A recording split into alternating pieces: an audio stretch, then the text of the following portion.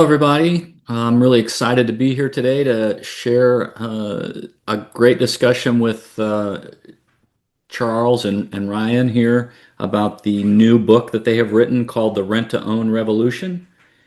And it's a bit, I'm sure it's been a very big project for them, and I'm excited to hear from them what all they went through to get this book written. So let's see what they have to say. Okay, Charles and Ryan, why don't you tell us a little bit about this project? Well, I guess in the beginning, this was one of those. I think it's been needed. It's been talked about for a while. Of doing something to preserve the history. I think we've talked about it on the board level at APRO for the past couple of years of kind of history preservation, that kind of thing. And then just out of the blue, one day Ryan sent me an email and said, "Hey, I've got an idea. Are you in?"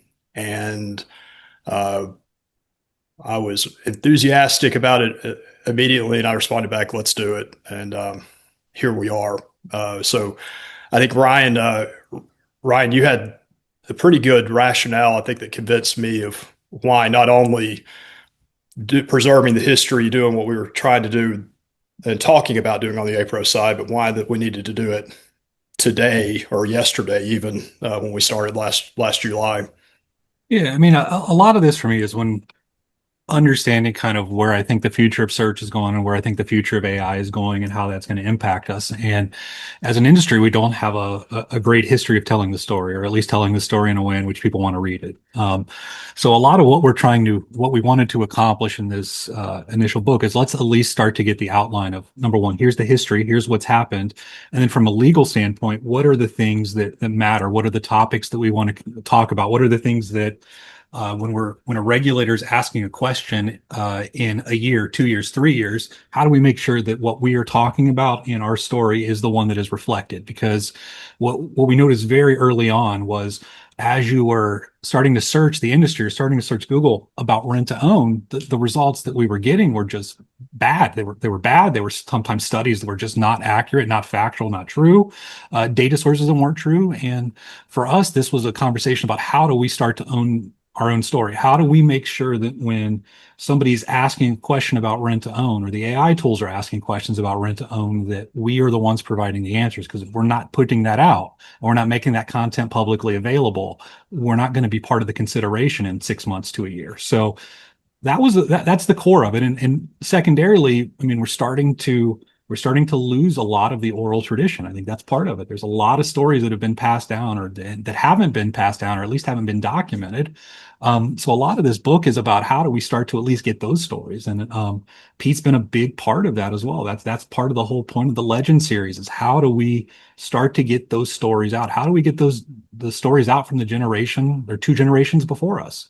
If we don't get it out now, those stories are going to die over time, just based off of how this is going. So that was the real rationale. We've got to start getting the story out. We've got to try to preserve some of the tradition. And we want to make sure that as we're sitting here in 6 months or a year, that when somebody is asking a question about rent to own, it doesn't matter if it's a regulator, it doesn't matter if it's a store manager, or somebody that is searching and browsing for rent to own. We want to be the data, and we want to be the result that is brought back.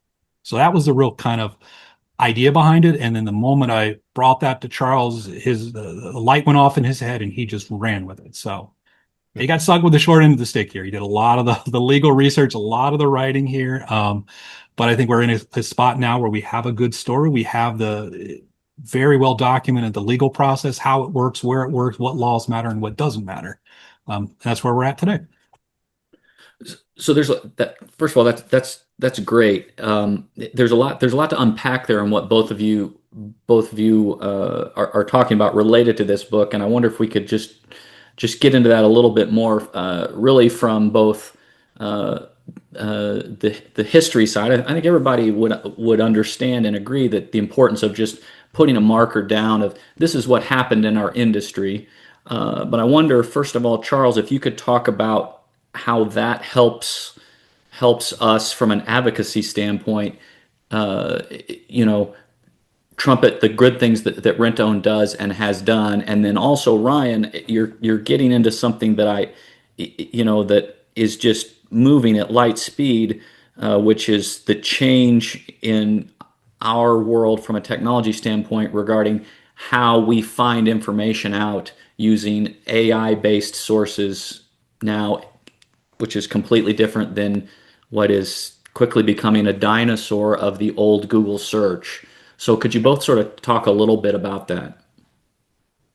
Yeah, I mean, I think on the history, rent-to-own's been around for a long time, 200 years. I think to contextualize this, so I was in Madison, Wisconsin a month ago testifying on behalf of a rent-to-own bill, trying to make Wisconsin the 48th state to adopt this model rent-to-own statute that has been around for the past, 40 years or so throughout the country. And we had some advocacy groups that came in that were opposing the bill. And Wisconsin's neat because you can file or you can file written testimony. So it lays out the argument, what you're going to say, all those points. And you could have taken the position pieces that these advocates put out opposing our bill and put 1983 on it. It was the same thing. It's the same talking points over and over, that rent-to-own is disguised credit, that mischaracterizing what the transaction does, really mischaracterizing the customer, and kind of taking this paternalistic position that we see over and over again, and we've seen for 40 years of, well, customers don't know best. We've got to protect them. We've got to make decisions for them. We've got to interject what's best for them by limiting options and that kind of thing.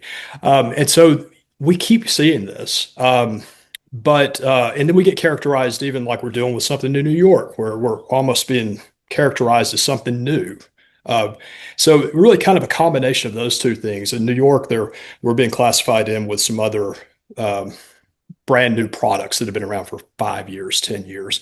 And it's that kind of confusion that, well, and Ryan will touch on this, but you go to Google, type in what's rent-to-own, what's APRO, tell me about the rent-to-own transaction. Is rent-to-own a good option for me as a consumer? Should I rent this sofa from Cleeks Rent-to-Own out in Columbia, Missouri? Those questions go in, but the data and the feedback and stuff, the information that's out there is incomplete because we've never really taken the time to tell the story. And that's really, that's what this book does. I mean, it tells the story because we've got a great story. We've got a history going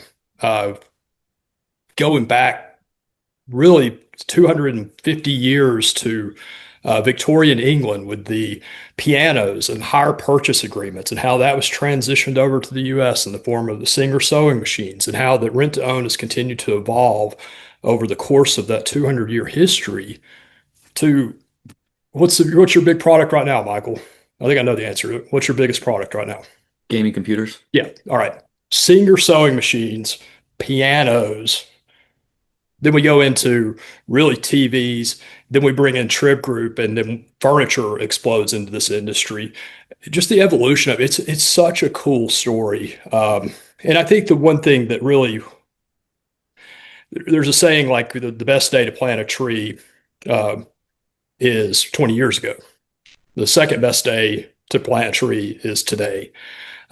This would have been great if we had done this 20 years ago. It'd be great if we'd started 5 years ago, 2 years ago. But when the idea of this came up, the time to do it was now. We have a lot of people still with us that have been around for the past 45 years, have seen the industry, your father included, that were there in the very early days and the epicenter of rent to own in Kansas.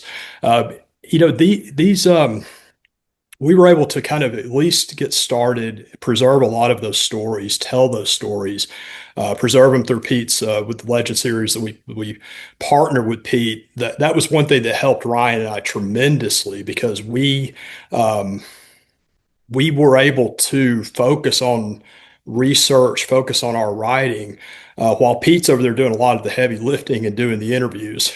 And so we're using the interviews as he's doing these. He's sending us transcripts. We're being able to use those to help facilitate and tell that story. And so, it was just something that really needed to be done. I think, that Ryan did kind of why did it need to be done today? or 6 months Right. ago or a year ago, whenever we started.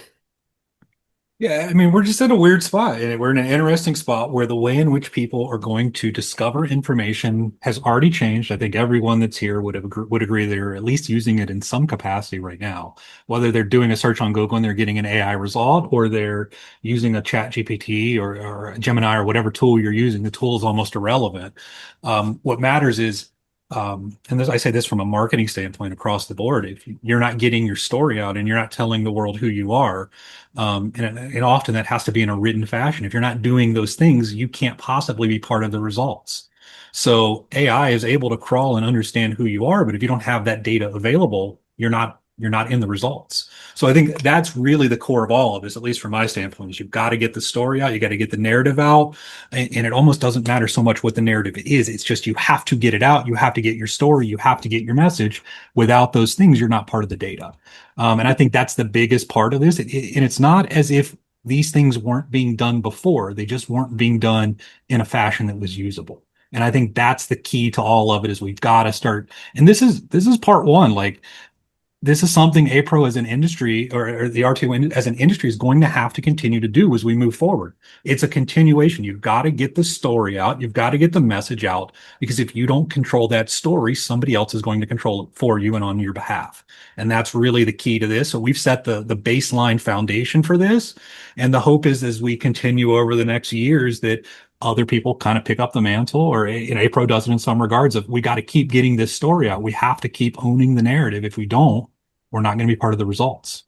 Yeah, and I'll kind of add to that. So Ed Wynn retired at the beginning of last year, and one of his parting gift to us as a staff was, "Hey, I've got 45 bankers boxes in storage. Y'all need to come pick up." So Ed, being an attorney and being, the who he was, and Ed being the guy that was literally in the room in 1980 and at the hotel in Dallas near Love Field, whenever the group met and decided to form APRO, and literally raised his hand and said, "I'll be your lawyer." He'd been there for 45 years. We had 45 years of boxes of files, meticulously categorized, preserved files. We've got our office in Austin. We've got a whole room of boxes of files. We have APRO started producing a magazine in 1981 that eventually became Progressive Rentals, and then ultimately now and as RTO HQ, the magazine. They looked really nice sitting on the bookshelf in our office in their bound version, but that's the only place that they existed. I mean, you got 45 years of stories of, uh, you know, and really showing that whole history of the way that the modern industry has developed in that course of that time, just sitting there. You couldn't go Google that. You couldn't go find it online. And so that's been a lot of this is a piece of that project of like, okay, let's collectivize this. Let's put this in a narrative form. But there's a ton of that material that's out there that if it's not searchable, it in fact really doesn't exist, I think, in our modern system, with particularly now with AI, with now the way the internet works, and we expect it to continue to evolve over the coming years. Yeah, a couple of things about that, that I think about as I hear both of you sort of going through this process. The first thing I think about immediately is that is and Ryan, you pointed out a little bit, is that if we don't tell our story from our side, whether it's at the upcoming LegCon convention, for example, or when you're talking to that crazy aunt at Thanksgiving who wants to know what this rent to own deal is all about. If you don't tell your side of the story, only the other side gets told. And I would agree that for a long time we haven't done a good job as an industry of being more public with that. The other thing I would say I think that you guys are getting to here is that rapidly how information gets disseminated has changed. Uh, all those files that you're talking about when Ed was taking all those notes and all those articles, if those don't exist digitally, which they really don't, they do not exist. And this book seems like a really great starting point. But as an industry, as a dealer and other dealers out there, we have to continue to work on that and change the way that we get our information out there, whether it's from an advocacy standpoint or just simply, a marketing standpoint. I know Ryan, you and I were talking, for example, I don't remember when it was. It might have been when we were in Nebraska, about the changes simply in Google, about the changes for how they rank and show specific pieces of information, and how Google is placing an importance on some short form version of video, uh, well outside of what they would do before. And those types of things matter from an advocacy standpoint. They matter from a marketing your business standpoint. All of that is important to us.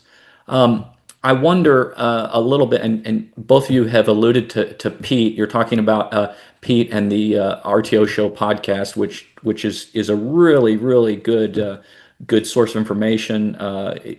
Pete does a really good job with that, and I try to catch as many of those as I can. What were all of the sources that you all chose, that you all used to put the information into this book when you were writing it? Well, the initial part was, at least with Pete's role, was coming up with a list. I mean, we called it the Legend Series, and I think it independently is a standalone history project. Pete does an incredible job, and he deserves all credit for really. He was the guy that really got this going, moving into this kind of modern medium with the podcast. Whenever he started this, I believe he's probably on year 4 of it. And so that, I mean, that's been a huge contribution to it. And he's naturally gifted. If you've ever been interviewed, he just does an exceptional job. And so we kind of knew Pete was the first call I believe we made. I remember us having a conference call after Ryan. I said, "Yeah, we're going to do this now." We caught the tiger by the tail. How do we do it? And Pete was our first thought of, okay, this will help us tremendously. He will do this. We'll have a standalone project over here. And so we had a lot of that. We had boxes and boxes of files and reference points from studies and things going back, as I said, in the APRO archives. Um, and then, you know, a lot of internet research too. I think that's just a natural thing. I think Ryan and I both have an academic background. Ryan's finishing up his PhD right now, and so we've I think there's a natural uh, interest and kind of skill set that we both had in being able to do research from a really an analytical and systemized way that made a big difference. Yeah, I would agree. I think that, I mean, the Legend series is, I'm going to say, probably the biggest part of what we've done, and that's Pete. I mean, so all credit to him for that. The list came as a kind of a result of who are the people that are still around that we can get stories from. And that's half the battle, is who can we get that can tell us these stories, and walk us back through what's happened over the last 50 years. I mean, I'm relatively new to the industry, 10-ish years, give or take. And I mean, I don't know it. I didn't know half of these people on the list, to be blunt. Like, I didn't know who they were. I didn't know what their role was. I didn't know what their purpose was. They're just not people I've interacted with. So I think a lot of this is who are the people that are still around that can tell us the stories from 50, 30, 40, 50 years ago. Because really it's the same thing today. There's no, like, if you go through and listen to these stories, they're the same problems. It's the same questions in a different fashion. It's the same, they were dealing with how do we get new products out to customers 50 years ago, the same exact way we're doing it today. It's the same question, same problem, same regulatory issues. And if we have it in a way that it's frankly searchable, and we can start to understand that knowledge base, I mean, this will build upon itself. I do believe that this is going to be somewhat of a backbone for, as well as the transcripts and the podcasts. So it's all going to be kind of one backbone for what is the larger industry narrative. And when we start to have questions, I think that we'll have this in some form of a data source in the next 6 months or so, Yeah. that we can give answers to the questions that the dealers have, because I think that's the key to all of this. The problems you're encountering today, yeah, I mean, they may be slightly different. They may be new technology problems from today, but man, there were technology disruptions 20 years ago, 30 years ago, 40, 50 years ago. And we're just dealing with the same problems in a new wrapper. Yeah. Do you all think about, um, this issue, the way technology is changing and has sort of forced our hand here for this to be a more immediate thing. Do you look at that as a this is kind of a loaded question, I suppose, but to me, I guess what I would say is that's a problem, but really creating the solution is really the opportunity here. And I just wonder, just briefly what you all would say about that and how you think about, using this as a solution for other things that are coming down the road. Yeah, I think this was a huge opportunity. All credit to Ryan because he had his eyesight on the horizon and what's coming and how that we could use this and really being able to conceptualize it. But yeah, I mean that's just it. I think we're kind of at a unique point in time. We That's why that we really we put a lot into getting this done quick. And this in a normal world is a 2 or 3 year project that you spread out and you do, and we did it much quicker. We had a good approach and strategy and being able to do that, but we really needed to get this out like today. So it is out there to help influence these AI systems where it will be an authoritative piece. And also I go back kind of to the Legends thing. It would have been great to have started those 5 years ago. Uh, I'm glad we didn't wait 5 more years too. So there was an opportunity Sure. there. But I think we're gonna, APRO, we've taken on we're calling it our AI GEO project, where we're really doing a lot to develop the website, to develop our communications, to get a lot more into the public relations aspect, to really build on this, to use this as a kind of an anchorage, a support for these other things that will pull back into now having this preserved, written in a single source kind of document that's going to have some authority behind it. So yeah, I think it's a huge opportunity that I think we got here at the right time. And yeah, Ryan, I don't know what Yeah, I you. mean, listen, if we did our job in a year, when a regulator's asking a question inside of Congress and they're using a GPT, because they will be, they're not going to pull up a law book. If we're returned as a result, we've done our job. Like that's how I kind of measure this. I think there's a hell of a lot there's a lot we can do from here moving forward based off this kind of base knowledge. We've got the legal background. We're starting to have some of the basic marketing. We're starting to have some of the technology background. I think that this will act as a base foundation that we can build off and continue to add to. And Charles and APRO are running with this concept. How do we start to provide, how do we get the RTO story out? We've got the base. Now we got to enhance. Now it'll be enhanced. How do we continue to get new stories out? I do think that there will be, especially if we get into the world where we start to digitize those 40 boxes of files, and make those available in some capacity. I feel like we're going to start to see some insights that we're not even planning on right now. I've kind of the one thing about this book from my standpoint that I've learned in the process is these things really do, in my opinion, kind of go in cycles. You go back to the pianos in the 1800s in England. You come to, the first ones in America were refrigerators. The first rent-to-own products were refrigerators. Why is that? Well, at the end of the day, someone couldn't spend at that time $1,000, and the life-changing result you got from having a refrigerator change your family's life. I feel that even today, RTO still plays that role. We can trace this back through history.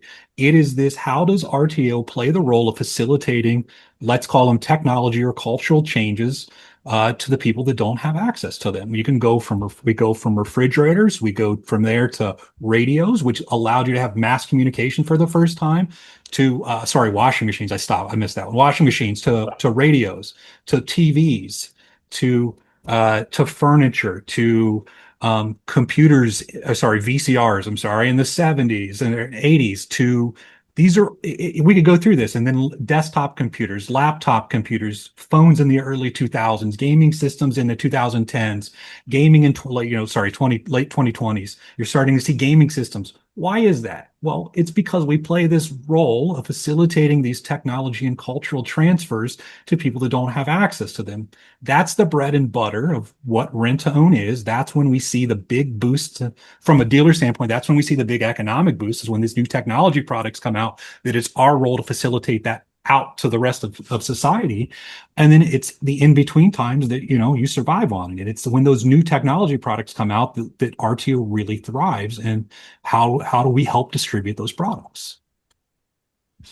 Yeah, it, for me growing up in this, the first thing I'll say about that is that when when my dad got started in the rent to own business, I was 7 years old, and growing up in that store, I had no idea about the the battle that was going on just to be able initially to stay in business. Uh, I didn't know anything about that. But what I did learn rather quickly is what you're alluding to there, which was that what we were really doing was providing access to like basic needs items like a refrigerator, for example. And then I also think about it a lot. Larry Carrico was talking. I was talking to him last year at the legislative conference, and one thing he pointed out, which I found to be interesting, was what he will say about this is that we're not renting people refrigerators. What we're really doing is we're selling cold milk, or we're selling clean clothes, or a good night's sleep. And that's of course addressed in the book, and really that's what we're all trying to do. And again, we're trying to do a little better job of telling that side of the story. I want to ask you all both something else about how you approach this book. Both of you are very different, are in very different places in the industry. Ryan, you're a vendor, for example. I wonder how each of you, as you started working together, first of all, what this process taught you about the rent-own industry, maybe that you didn't know about until you really started getting into it. And I also wonder, Ryan, coming from a vendor side, for example, if this changes the way you think about doing business from your side versus me or Charles. I mean, I can start. I will say I did not remotely respect the legislative side of this before this book. For me, it was whatever. I mean, that's not a concern. I'm interested in marketing. How do I get more leads? That's all I care about. Right. The legislative stuff isn't something that remotely crossed my mind. And I mean, I 100% understand the purpose and value and the role that APLO plays now and the role it's going to play in the future. So for me, without a question, it was an eye opener. Like, holy crap, I missed this. It just wasn't something I focused on at all, but it's a fundamental game changer. I understand the role that APRO is playing. And part of this is just, being relatively new. I understood that there was regulation, but that hasn't happened really in my last 10 years. The only thing I've heard in 10 years is we've got a New York problem and potentially a Wisconsin problem, but that's a new one. So from my standpoint, I didn't understand it, but the history and reading what Charles wrote and just doing my own history research on the early days, I 100% understand now. I mean, so for me, it's an absolute game changer. And from a marketing standpoint, the kind of the realization that you just talked about, what we're really selling is cold milk. It's 100% accurate. That's the core of that. And from a marketing standpoint, for me, it changes the game because it's understanding when these opportunities pop up, that has to be 100% the all-in play. Like when the new products come out that are going to be these technology facilitators, we have to push those. That is the role that historically where RTO really grew. Yeah, I came from the vendor side. I was on the vendor side for 8, 9 years before I came into this role. And I think I'm like kind of most people, you kind of hear stories. Okay, well, I heard this happen back then, or yeah, and people always, this industry is full of stories. You hear them wherever we go of something that happened then, something uh, you know, historical, interesting. I think what this did was really it brought all that together. It connected those stories of where they fit and why that they were as significant as they were. We talk about all these things like the Henry Gonzalez hearings, like the IRS tax issue that arose in the 90s. when Dodd-Frank and CFPB came in, all these things that are really on that timeline and really seeing how everything really fit together. I think even from a bigger perspective, you go to an APRO event, you go to Meeting of the Minds, you come to legislative conference. Anytime you interacted within this industry and the people within the industry, if you've ever had any experience anywhere else, this is so unique. It is just a special, special place. It's a special group of people. And you don't just build, it's a culture that didn't just arise from, we just got a lot of great people. We have a great story, and it's almost like a band of brothers.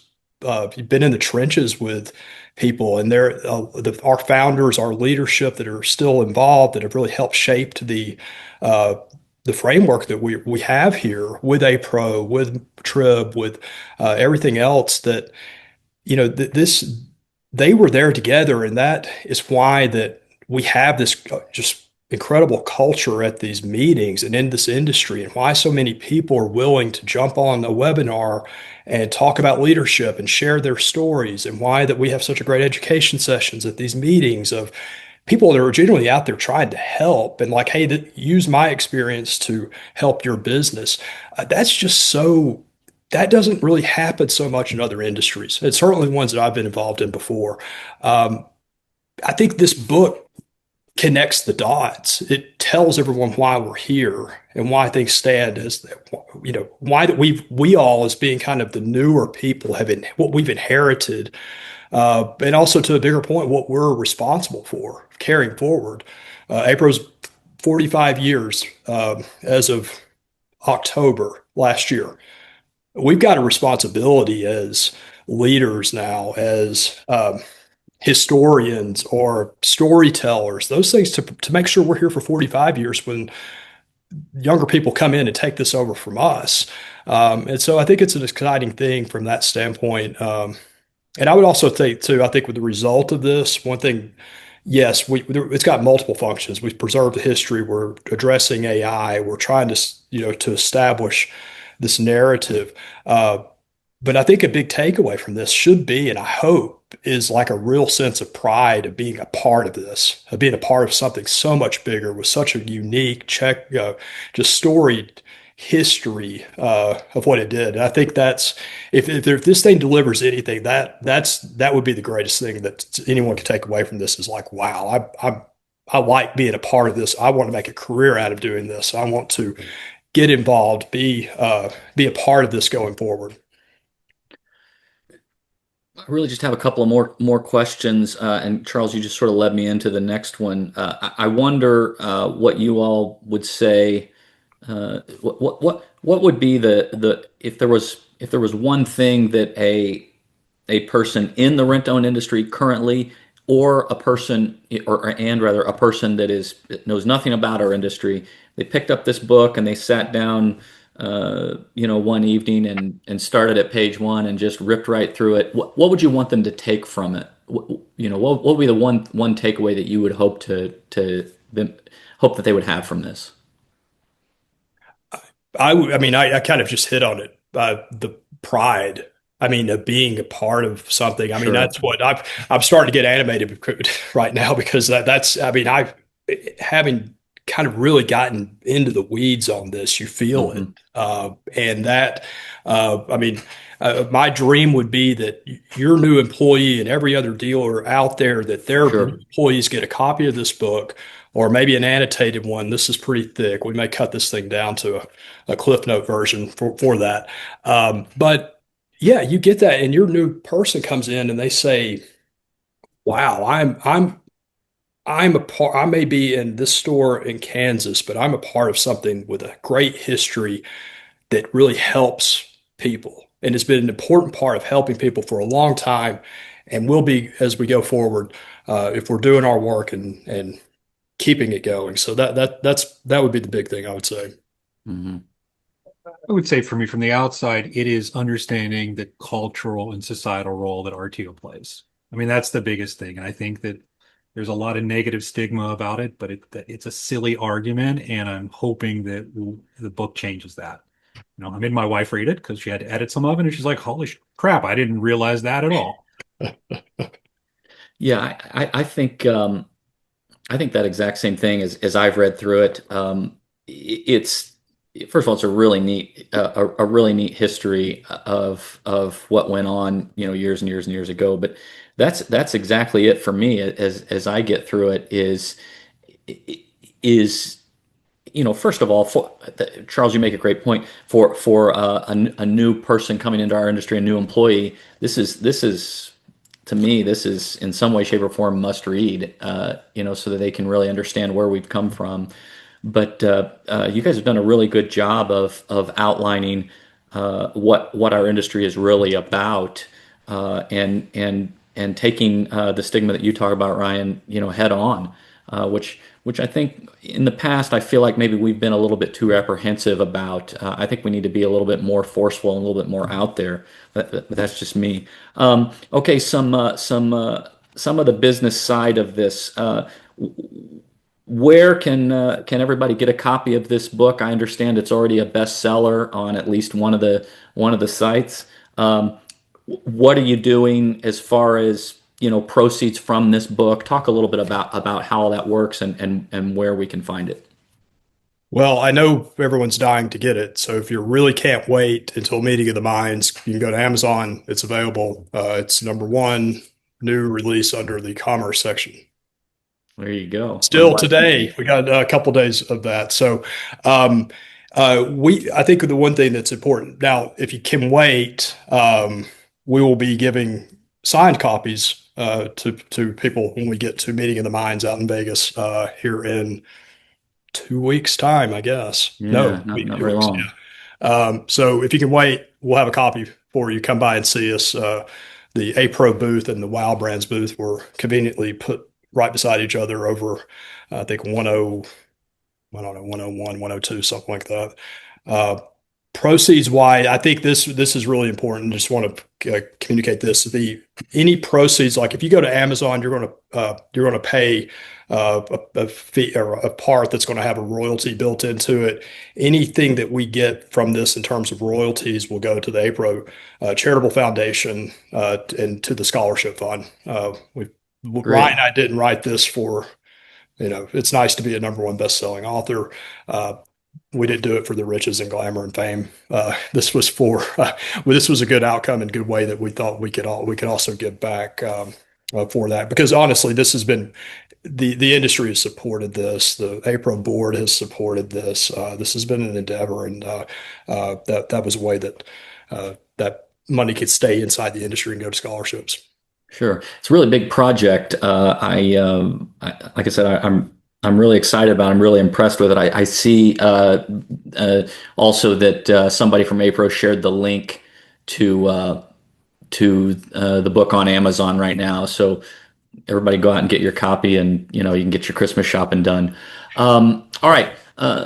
Anything else you guys want to share about this before we go?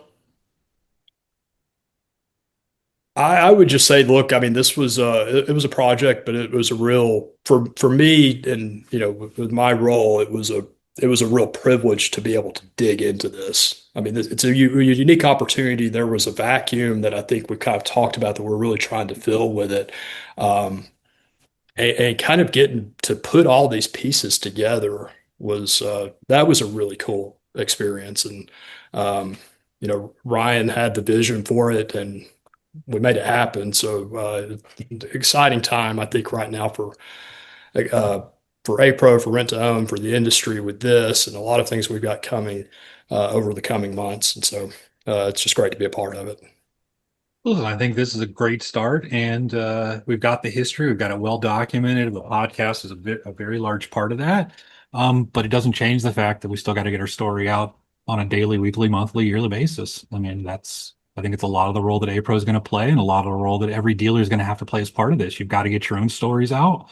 We've got the base information. We've got the base information out with the book and the podcast. It'll be on the future of the industry to keep telling your story. If you don't tell your story, somebody else is going to do it for you.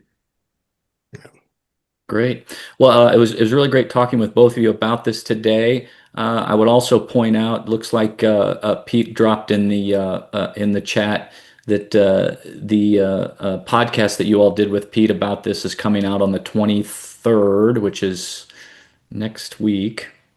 So probably want to take a look at that as well. I'm sure it'll be really good. Pete's podcasts are really good, so be sure and take a look at that.